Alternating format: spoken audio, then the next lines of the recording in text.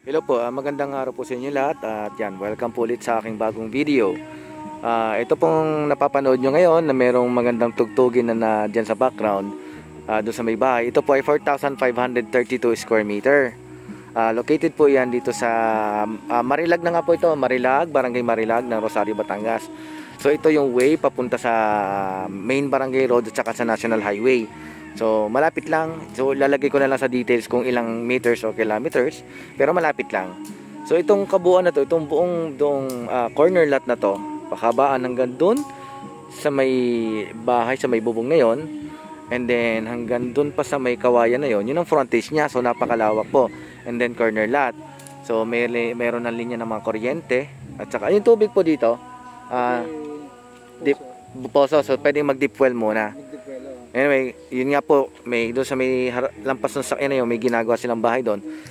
Siyempre kailangan din nilang tubig. So may water source po dito. Pero sa ngayon, deep well na lang muna. Okay, wala pang linya ng nawasa. Okay. So ito yung frontage niya. Ito ay rambutan. Yan po, kung nanonood po kayo ngayon, sa mga nanonood po ngayon to, rambutan, 3 piraso dito sa una. Then karamihan po mga kape. Kapeng ano po ito? Barako, yun, kaping barako. Ang dami pong kaping barako. So, yung frontage, ito po ay 4,532. Teka, dito muna tayo bago doon. Kasi doon po, may portion doon na kinat. So, baling story nito, ito kasi yung caretaker niyan. May bahay na pong ginagawa doon na ready. Just in case mabili to, I think kaalsin yan, ililipat siya sa part doon sa dulo, ipapakita ko mamaya, doon sa dulo doon. Then yung part na yon, so I think nasa mga 150 square meter something ganon, doon din ibabawas dito. So yung pagpapasukat at kung ano matira, sold doon ng seller kung yung pagpapa-relocate, tama ano po. So yun, at least alam nyo po yung story. So again, continue po tayo dito, maraming kape. Ito yung frontage, tapos yung paligid papakita ko sa inyo. Yan, ganda oh. Ito ano to, mga Jimelina? Jimelina. Ayun, mga Jimelina oh. Jimelina at mahogany na yan. Ayun, mahogany nandun eh. So hindi po kasama yan, pinakita ko lang yung nasa paligid. Then yung property po ay ano po siya, dikit po siya ng creek. Dito sa side na to, ito yung bahay. Ito yung rambutan.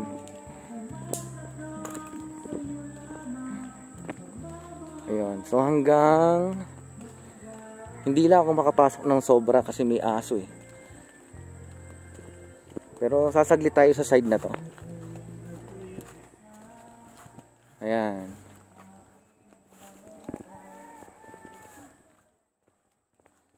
May aso kaya hindi ako pwedeng dumiretso. Pero ito dito, puro niya to mga kamote to. Tapos to kape, makikita niyo yung kape oh. Ayan, ito yung kaping barako. Yan, yung maraming yan. Tapos to puro kamote. Puro kamote, tapos to kape. Tapos pade kakao. Then mga kawayan. Hanggang doon sa may mga kawayan na yun eh. Hindi ko lang talaga mapasok diretso, pero papakita ko lang sa inyo. Ito santol po, ito santol. So patag na patag po yung property niya. May baka pala dito. So patag na yung property niya. Kunting-kunting baba lang doon sa papunta ng creek. Kasi tabi po siya ng creek. Ayan. Ito yung kape. So babalik naman tayo doon sa isang side. Doon naman tayo papasok. Okay. Ito papuntang labas na po ano. Mga ilang parang mga ano lang eh, parang wala pa 1 kilometro no. Wala pa. Parang 700, 600 meter. Baka wala mga kalahati lang siguro mga 500 meters lang siguro hanggang highway. Hanggang highway no. Lapit lang. So kung pupunta po kayo sa town proper ng Rosario, siguro ilang minuto lang, para mga 10 o wala. 3 kilometers lang mula sa din sa labas lang. O yung siguro mga 7 minutes to 10, pinakamatagal na. Pero mabilis lang eh, saglit lang kami nung nagpunta kami dito. Ito yung train. So ngayon naman i-explain ko naman sa inyo yung isang side doon, kung nasaan yung sinasabi naming cut na portion. So kasi yung nakatira dito, yan. Bibigyan nito ng space na malilipatan. So dito rin, pero sa pinaka side. Tapos ito yung kasama ko po ngayon, yung kapitbahay dito. Ay, ano po nga pala kayo dito, sir? Kayo po ba yung si Konsyal? Hindi? Sino po ba yung kausap namin kanina kung saan? Kayo po, pangalan niyo po, IC? Kapring. Kayo po yung tinatawagan kanina, si Kapring. Ano po ito nandito? Wala, CR lang siguro yan. CR ni Maya. Banyo doon ng caretaker. Hindi ko lang mapasok doon, syempre nakakaya kasi sa ano eh. Ito puro kape. Kape nga madami. Siguro pwede akong bumaba ng konti dito. Ito medyo pababa sa kalsada. Ito lang part konti lang. Kasi the rest yun, patag na patag na. Yan. Ito pala, ito na yung portion. Pero yung part, yung pa lang yun, yung nakikita nyo tong building na to. Ano to? Inahin o patiner? Inahin. So may nagpipigiri pero inahin lang. Inahin lang. Tapos pagka nagkabiik, benta. Benta. So yan, inahin po. So hindi. Ang partner kasi every 3 months, di ba? So may alaga ding pupunta rin po tayo diyan. Pero ito yung portion. Ito yung binigay pa. Ito yung sa caretaker, yung lilipatan nila. So mula dito, kasi mula dito sa bakod na to, ito ang linyan to, may isa pang metro hanggang dito. So ito mula sa kinatatayuan ko, diretso pa ganon, then hanggang doon na. So tingin namin, estimate lang namin nasa 4,100 o 4,200 no? Ang square meter. So halimbawa kung yun ang matira, yun ang babayaran. Okay. So hihiwalay po, hindi po ito kasama. Kasi ito po yung paglilipatan. Tapos baba tayo dito. Dito kasi sa side na to, ito residential. Ayan o, yun ang service namin nandoon.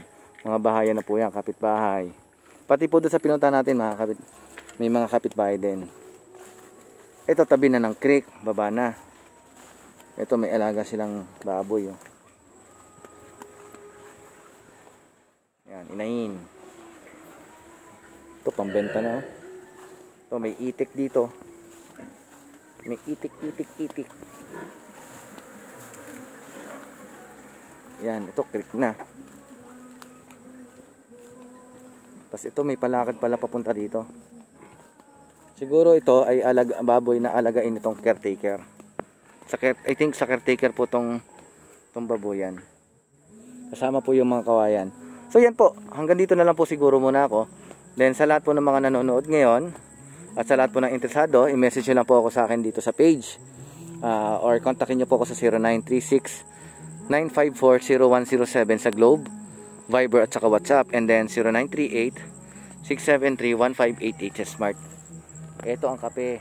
Yan po ang kape. Kapeng Barako. Dami. Okay.